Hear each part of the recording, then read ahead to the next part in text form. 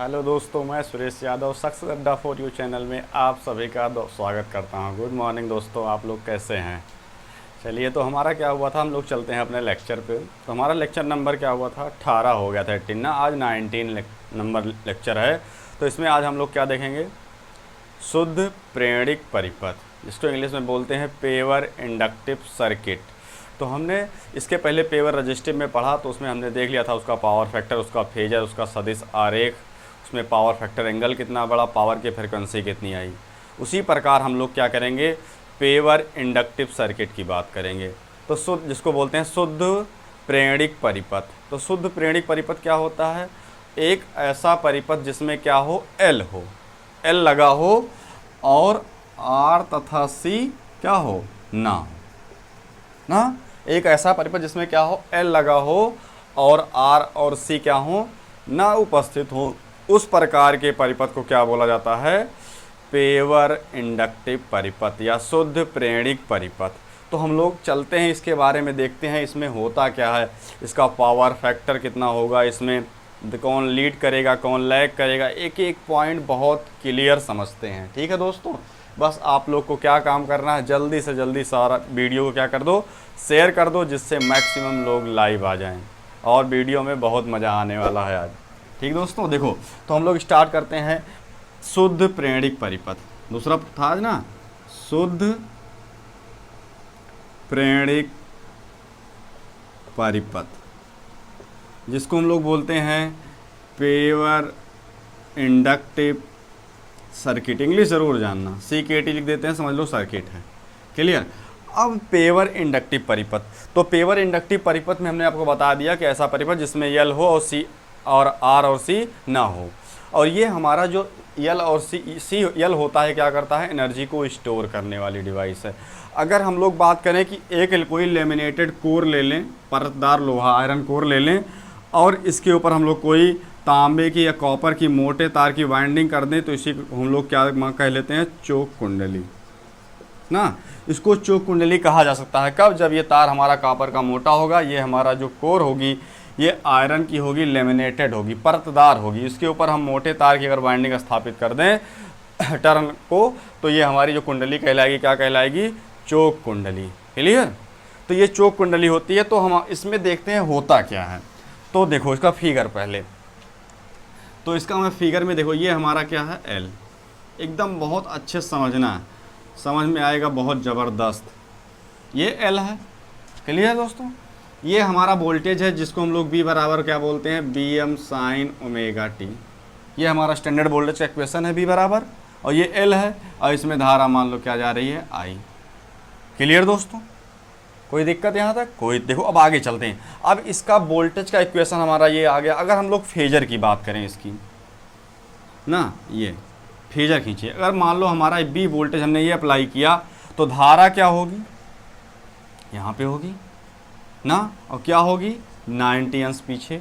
यही हमारा क्या कोण कहलाता है, फाई। वोल्टेज और करंट के बीच का जो कोण होता है वही क्या कहलाता है, फाई, जिसको हम लोग बोलते हैं पावर फैक्टर एंगल, शक्ति गुणक कोण। ठीक है, जो आगे आएगा बहुत हम लोग उसको डिटेल में जानेंगे होता क्या है। ठीक। तो बी आई वोल्टेज के बीच, अब कहीं कहीं आपको बुक में ऐसा भी मिल जाएगा, तो आपको कन्फ्यूजन नहीं होना है। यहाँ पे लिख देगा आई, यहाँ पे लिख देगा बी, कुछ बुक में। तो आपको ये नहीं समझना है कि ये गलत है, ये क्या है, ये भी सही है, क्योंकि हम जानते हैं हमारा जो इलेक्ट्रिकल में जो फेजर घूमता है, जो मूव करता है, वो हमेशा एंटी क्लॉकवाइज, घड़ी के विपरीत दिशा में घूमता है। उसके हिसाब से देखो, धारा वोल्टेज क्या है, आगे है, धारा से कितना अंश, 90 अंश। इसमें भी यही देखोगे तो इसमें क्या हुआ है, इसमें भी वोल्टेज क्या है, धारा से 90 अंश आगे है। इसका मतलब दोनों फिगर क्या है, सही है। आपको कन्फ्यूजन नहीं लेना, बस आपको कोई भी फेजर मिले आपको उसको एंटी क्लॉकवाइज चेक कर लेना है, वोल्टेज आगे है कि नहीं है। क्लियर दोस्तों। चलो, आप क्लियर हो गया होगा। तो हम लोग आगे इसको देखते हैं। अगर इसका हम लोग फेजर की बात करें, इसका मतलब तरंग आरेख की बात करें, तो इसका तरंग आरेख क्या होगा, देखो ये अगर हमारा क्या है, वोल्टेज का ना, V बराबर BM साइन ओमेगा टी, तो इसमें धारा कहाँ जाएगी, धारा देखो 90 अंश पीछे, तो 90 यहीं पे कहीं मिलेगा, यही तो होगा दोस्तों। आप लोग एकदम बढ़िया समझना। अगर इसको पीछे बढ़ाना चाहो तो ऐसे आ जाएगा, क्लियर। ये मूल बिंदु से ये हमारा क्या हो गया, धारा का इक्वेशन हो गया I बराबर Im sign omega t minus pi by 2, तभी 90 पीछे होगा। अब इस चीज़ को हम प्रूफ करेंगे कैसे आया ये। क्लियर दोस्तों। तो हम देखो, आप लोग इसको नोट कर लीजिए, हम लोग फिर इसका डेरिवेशन इस पॉइंट पे करेंगे, या फिर इसको फिगर को हम लोग यहाँ पे रख देते हैं आप लोग के लिए, चूँकि उधर हम डेरिवेशन कर दें जिससे आप लोग को एकदम बहुत साथ में समझ में आए सारा कुछ। क्लियर दोस्तों। ये हमारा वोल्टेज हो गया, ये हमारी धारा हो गई। क्लियर। अब देखो आप लोग समझना है एकदम अच्छे से, इसको हम लोग डेरिवेशन कैसे करेंगे। तो हमने आपको क्या बताया, जो वोल्टेज का इक्वेशन हमारा आता है वो क्या आता है, B बराबर Bm sign omega T. Clear दोस्तों। अगर हम लोग, आप लोग बताओ, यहाँ का वोल्टेज हमने B अप्लाई किया है, ये L लगा है, इसके अक्रॉस वोल्टेज क्या होगा, तो आप लोग बताओगे BL होगा। कोई दिक्कत दोस्तों। अगर पूछा जाए इस कुंडली में विद्युत वाहक बल कितना उत्पन्न होगा, तो E होगा, और ये बोला जाए कैसा होगा तो नेगेटिव होगा। लाइन जला लगेगा यहाँ भी ना, किसके कारण उत्पन्न हुआ उसी तो विरोध करेगा। तो हम लोग क्या मान सकते हैं कि हमने B वोल्टेज अप्लाई किया, I धारा गई, इसमें परिवर्तन हुआ जिसके कारण इसमें एक विद्युत वाहक बल आया कुंडली में जो E माना गया। अब बताओ B बराबर E होगा कि नहीं होगा, या फिर अब E बराबर L है और इसमें चेंजिंग क्या हो रही है, धारा, तो L di/dt। कोई दिक्कत दोस्तों, कोई दिक्कत नहीं है यहाँ पे। जैसे हम लोग साइंस में आप लोग पढ़े होंगे, F बराबर क्या होता है, ma। अब m है, a क्या है, त्वरण है, इसको क्या लिख सो, वेग परिवर्तन की दर d/dt ना। वेग परिवर्तन की दर को त्वरण कहते हैं, वहाँ पे द्रव्यमान यम होता है। उसी प्रकार हमारे इलेक्ट्रिकल परिपथ में अगर आप बात करें द्रव्यमान क्या होता है, तो आप क्या बताओगे, इसमें भी द्रव्यमान क्या होता है, L होता है। इलेक्ट्रिकल परिपथ में द्रव्यमान यम होता है और साइंस में m होता है। क्लियर। कोई दिक्कत नहीं। यहाँ तक समझ में आया, एकदम बहुत अच्छे से समझना, जहाँ ना समझ में आए कमेंट करना, आपको बता दिया जाएगा, कोई ज़रा से भी दिक्कत नहीं। अब आप लोग बताओ, इसमें L, इसमें I, इसमें V। क्लियर दोस्तों।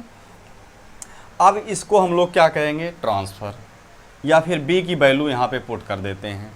तो आप लोग बताओ B की वैल्यू क्या है, Bm साइन ओमेगा टी। समझना, जहाँ पे ना समझ में आए बताना। बराबर इसको छोड़ो, चूँकि ये बराबर ये भी लिख दिया गया, ये पॉजिटिव होता है, L di/dt। क्लियर दोस्तों। अब देखो L को ट्रांसफ़र करो, एक एक चीज़ थोड़ा थोड़ा समझते चलो। अब बताओ di/dt बराबर क्या हो जाए, L जाएगा इधर तो क्या हो जाएगा, Bm/L into sine omega t. कोई दिक्कत दोस्तों नहीं। अब देखो, अगर अब di बराबर लिखा जाए तो क्या होगा, ये इधर जा गुणा होगा तो क्या हो जाएगा, Bm/L sign omega T dt। है कि नहीं दोस्तों। अब क्या करना है, इसका इंटीग्रेशन करना है। आपको यहीं पे थोड़ा सा प्रॉब्लम होगी जिन्होंने इंटीग्रेशन नहीं पढ़ा है, मगर आपको कोई टेंशन लेने की ज़रूरत नहीं है, क्योंकि जो हमें चाहिए लास्ट में वो आएगा, आपको हम वो चीज़ समझा देंगे। अब देखो अब यहीं पे लिख दो, समाकलन करने पर,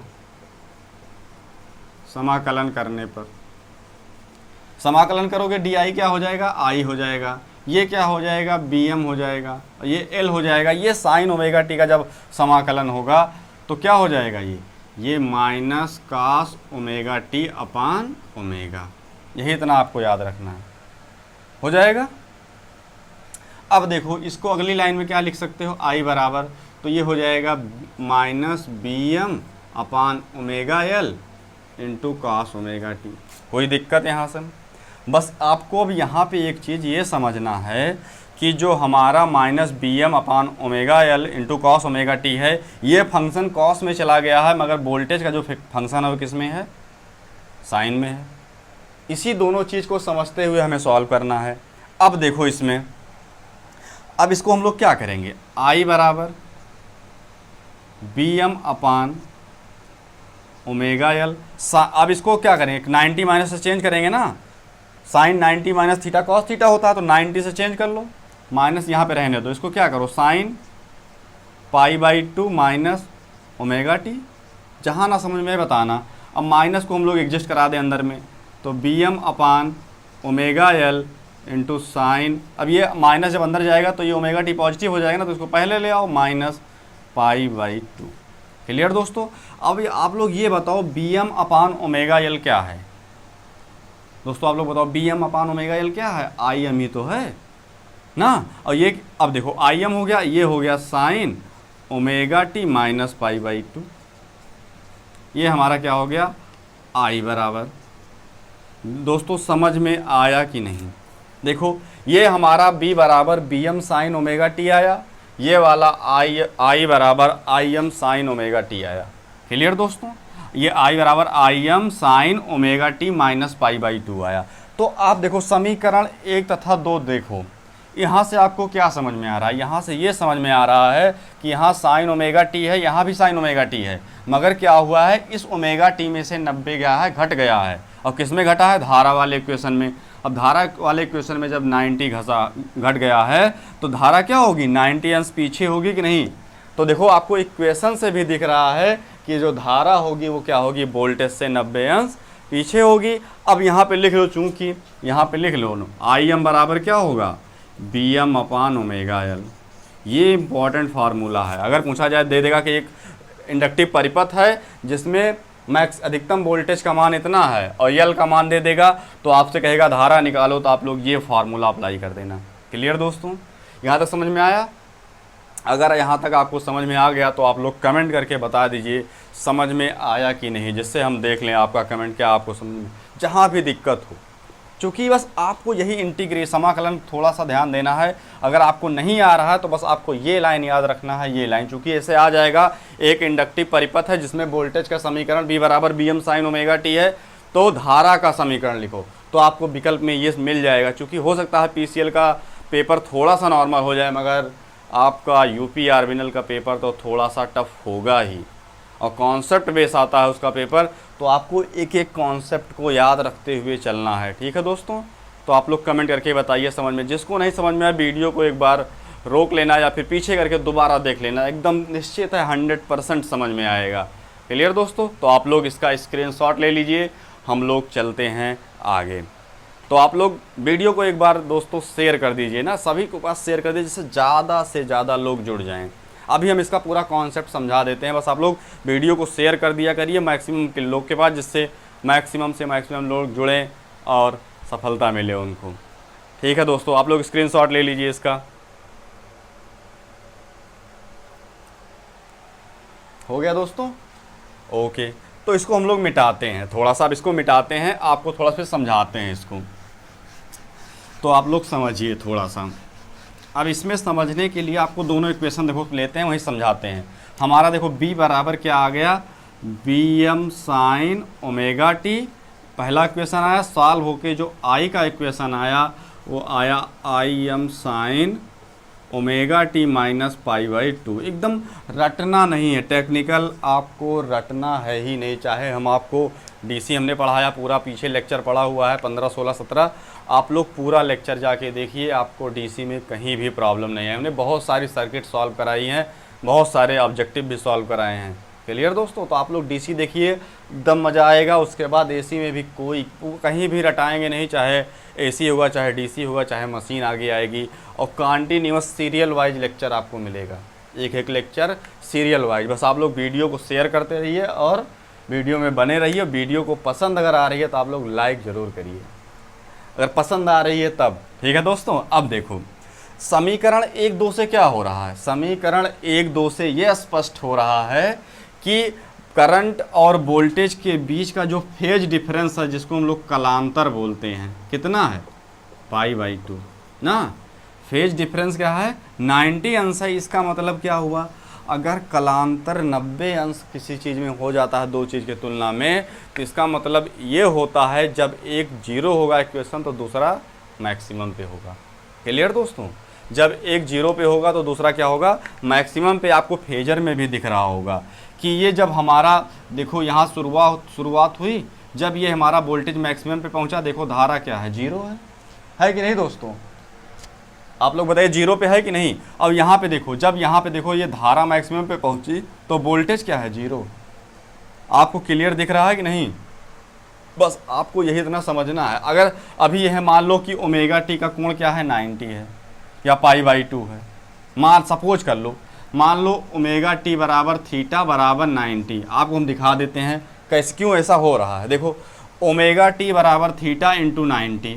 अब आप लोग बताओ साइन 90 की वैल्यू क्या आएगी, 0। जब ये कंडीशन अप्लाई कर रहे हैं, देखो b बराबर 0 है, उस कंडीशन में धारा क्या होगी आप लोग बताइए, सॉरी वोल्टेज क्या आएगा, वोल्टेज का साइन 90 की वैल्यू 1 होती है, तो इसका मान b बराबर क्या आएगा, मैक्सिमम। इसका मतलब वोल्टेज का मान क्या है, मैक्सिमम। और तब धारा आप लोग देख लो, I बराबर Im और साइन π/2 मतलब 90 होता है, माइनस π/2। देखो क्या हो जाएगा, साइन 0 और I का मान क्या आ गया, 0। इसका मतलब क्या समझ में आया, देखो जब एक मान मैक्सिमम है तो दूसरा मान क्या है, 0 है ना। यही डिफरेंस, अगर दोनों के बीच में फेज डिफरेंस 90 आ जाएगा इक्वेशन में, तो उस कंडीशन में जब एक मैक्सिमम पे होगा तो दूसरा क्या होगा, 0 होगा। क्लियर दोस्तों। और दोनों के बीच का फेज डिफरेंस जो होगा वो कितना होगा, 90 अंश होगा। ये हमारे किस परिपथ की बात हुई, पेवर इंडक्टिव परिपथ या शुद्ध प्रेरणिक परिपथ की बात हुई। अब इसका थोड़ा सा हम पावर फैक्टर की भी बात कर लेते हैं, या फिर जो हमने अभी इक्वेशन में आपका लिखा I बराबर Bm/ओमेगा L, तो ये ओमेगा L को हम लोग क्या लिख देते हैं, XL, जिसको XL बराबर ओमेगा L होता है। और इसको अगर हम लोग क्या बोलते हैं, प्रेरणिक प्रतिघात ना, प्रेरणिक प्रतिघात। अगर आप लोग एक एक पॉइंट देखेंगे समझेंगे तो आपको न्यूमेरिकल लगाने में, जब हम न्यूमेरिकल कराएंगे ना तो मज़ा आएगा, बस आप लोग समझते चलना। अब ये देखो XL बराबर ओमेगा L हो गया। अब अगर यहीं से क्वेश्चन आता है, देखो क्वेश्चन क्या बनता है आपको, देखो क्वेश्चन हम बना के दिखा रहे हैं। I बराबर आता है Bm/XL। क्लियर दोस्तों, एकदम समझना बहुत अच्छे से। अब देखो Bm/XL बराबर ओमेगा L बराबर 2πfL। देखो यही समझना, यही क्वेश्चन आपके पेपर में आ जाता है कि एक इंडक्टिव परिपथ है, यदि इंडक्टिव परिपथ की फ्रीक्वेंसी 2 गुना कर दी जाए, इंडक्टिव परिपथ की फ्रीक्वेंसी 2 गुना कर दी जाए या बढ़ा दी जाए, कुछ भी बोल देगा। अगर फ्रीक्वेंसी बढ़ा देगा इंडक्टिव परिपथ की, कह देगा धारा के मान पे क्या प्रभाव पड़ेगा। आप लोग बताइए, जब फ्रीक्वेंसी बढ़ेगी तो धारा का मान क्या होगा, घट जाएगा। क्लियर दोस्तों। यही क्वेश्चन जब थ्योरी में लिख के आ जाता तो आप लोग कॉन्सेप्ट नहीं समझ पाते हैं और रटते हैं। रटना नहीं है, एक एक पॉइंट फार्मूले से निकालना है। कहेगा कि फ्रीक्वेंसी को 2 गुना कर दिया जाए, धारा क्या हो जाएगी, आधी हो जाएगी। एक एक कॉन्सेप्ट यहीं से निकालते चलिएगा, एकदम ज़बरदस्त मज़ा आएगा।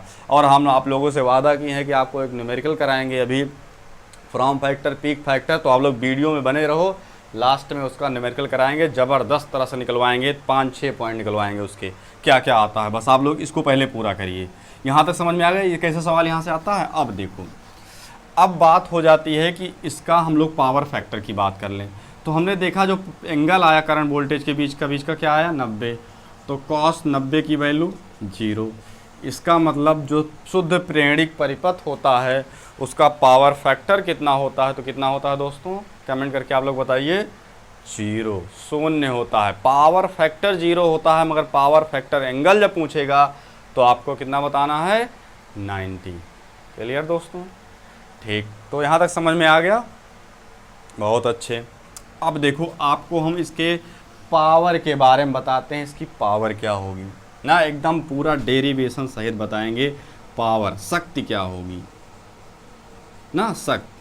बस आप लोग वीडियो को शेयर करते रहिए और कमेंट करते रहिए आपको समझ में आया कि नहीं।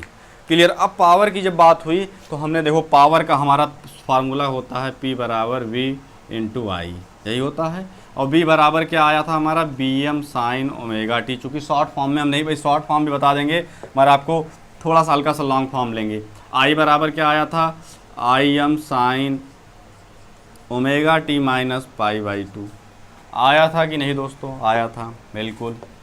अब हुआ Bm sin omega T into Im, ये क्या हो जाएगा, या फिर इसके साथ में ही लिख लो Bm, ये तो सब कांस्टेंट है, Bm Im sin omega T. ये 90 माइनस थीटा चेंज हो जाएगा तो क्या हो जाएगा, cos ओमेगा टी।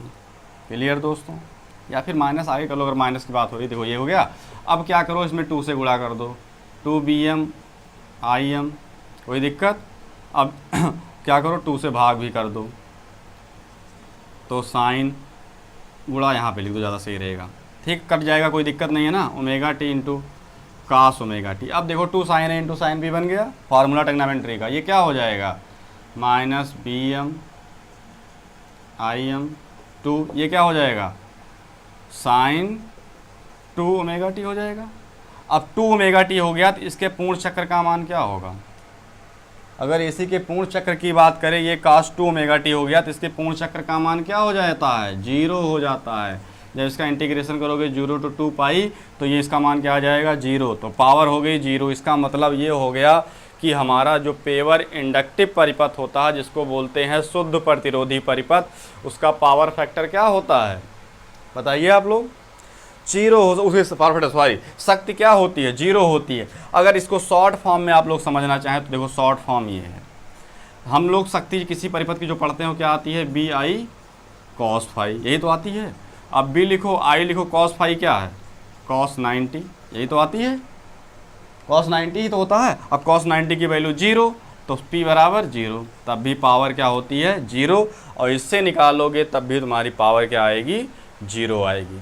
क्लियर दोस्तों, समझ में आया कि नहीं, कमेंट करके बताइए। समझ में आया तो इसका आप लोग स्क्रीनशॉट ले लीजिए जल्दी से, फिर हम लोग आगे चलेंगे। इसका स्क्रीनशॉट ले लीजिए जल्दी से आप लोग।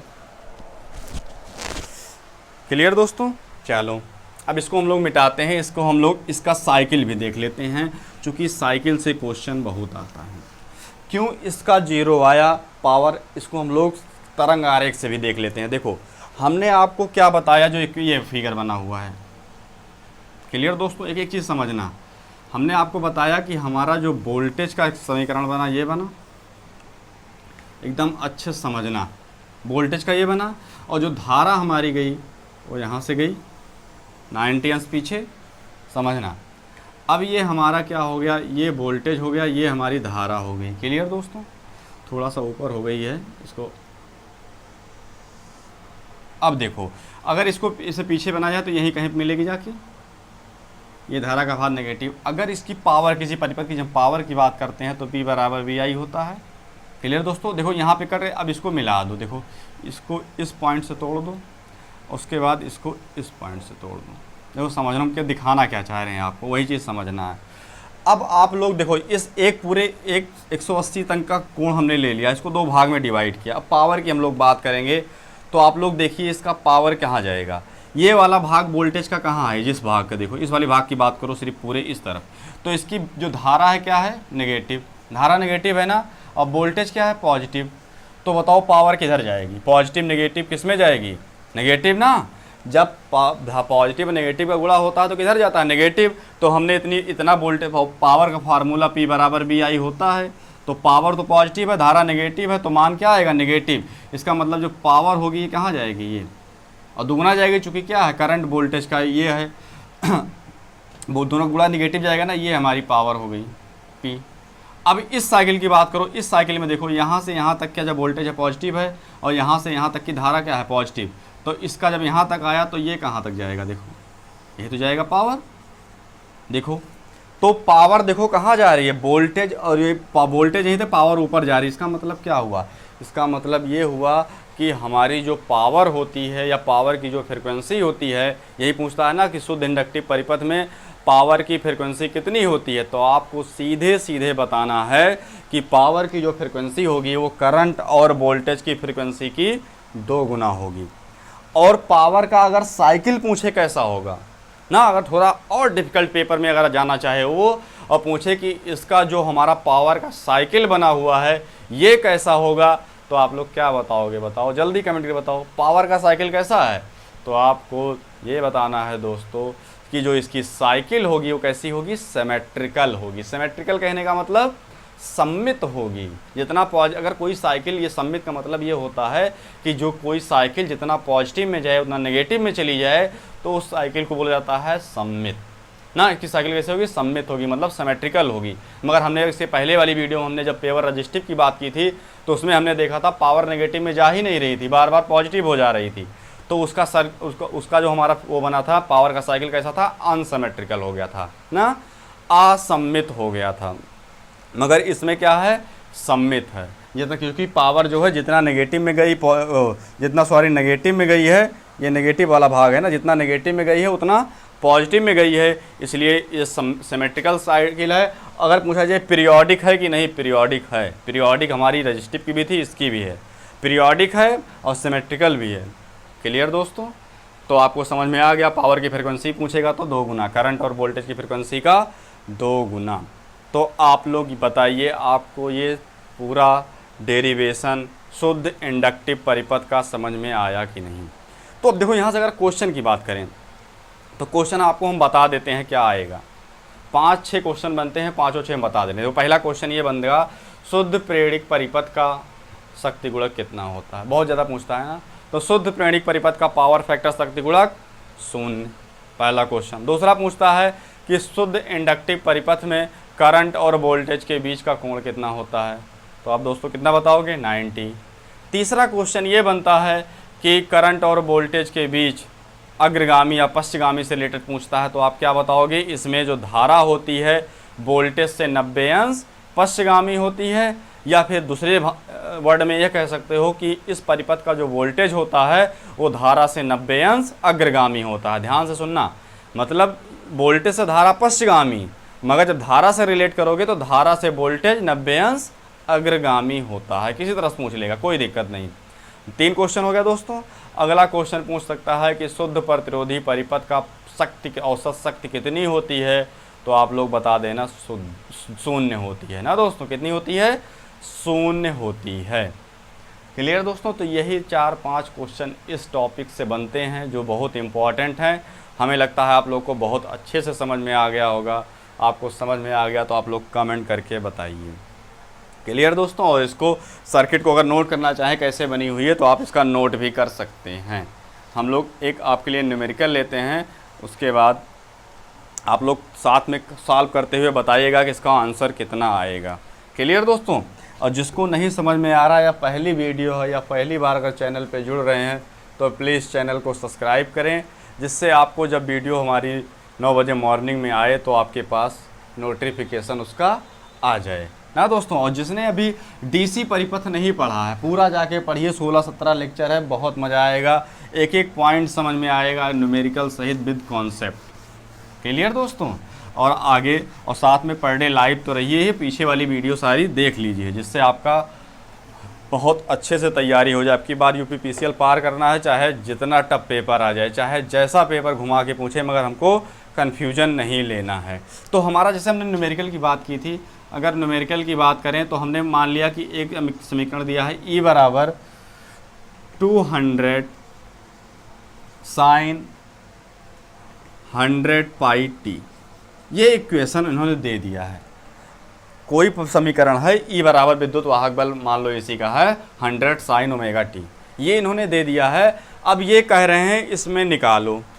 पहला क्या कह रहे हैं? उच्चतम मान ना, आप लोग समझना, उच्चतम मान।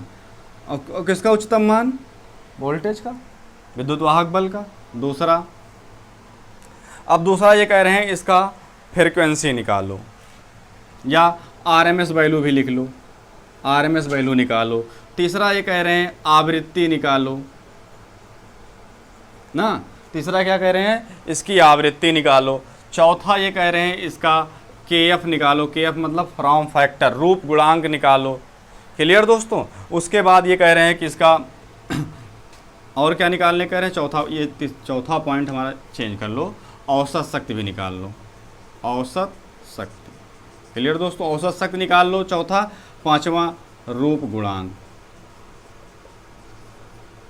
औसत आरएमएस धारा, औसत धारा, सॉरी औसत धारा, रूप गुणांक। और इन्होंने क्या कहा अगला पॉइंट? इन्होंने कहा पीक फैक्टर भी निकालो ना, पीक फैक्टर मतलब शीर्ष गुणांक। अब आपसे इन्होंने इतना चीज़ पूछ लिया, मगर पेपर में आपको इतना चीज़ कभी नहीं पूछेगा। बस आपको निकालने का तरीका मालूम होना चाहिए कि निकालते कैसे हैं। इसीलिए अब इसको निकालने के लिए देखो हमको क्या करना है, इसको एक समीकरण से तुलना करना है। ई बराबर EM साइन ओमेगा टी, हमने पीछे पढ़ाया हुआ है ना। अब बताओ अधिकतम मान क्या आ जाएगा? आप लोग तुरंत बता दोगे। पहला आंसर क्या आ जाएगा? EM बराबर 200 वोल्ट, पहला आंसर मिल गया। अब दूसरे पे RMS मान, अब इसी का RMS मान निकाल लो। तो ERMS बराबर बताओ क्या आ जाएगा? 200/√2। हमने फार्मूला सारा पढ़ाया हुआ है ना। 200 अब ये क्या आ जाएगा 141.4 कितना आता है भाग देने पे, आप लोग कमेंट करके बताइए इसका भाग कितना आएगा। 141.44 वोल्ट, ये हमारा क्या हो गया आरएमएस वैल्यू आ गई। अब इसकी आवृत्ति निकालना है, तो बताओ दोस्तों इसकी आवृत्ति कैसे निकालोगे। तो आवृत्ति निकालने के लिए तीसरा देखो, आवृत्ति निकालने के लिए क्या होता है, देखो तुलना करो तो ओमेगा के स्थान पे देखो क्या आ रहा है 100 आ रहा है, 100 ये आ रहा है कि नहीं, देखो टी तो है ही दोनों में, ओमेगा के स्थान पे क्या आ रहा है 100 पाई टी।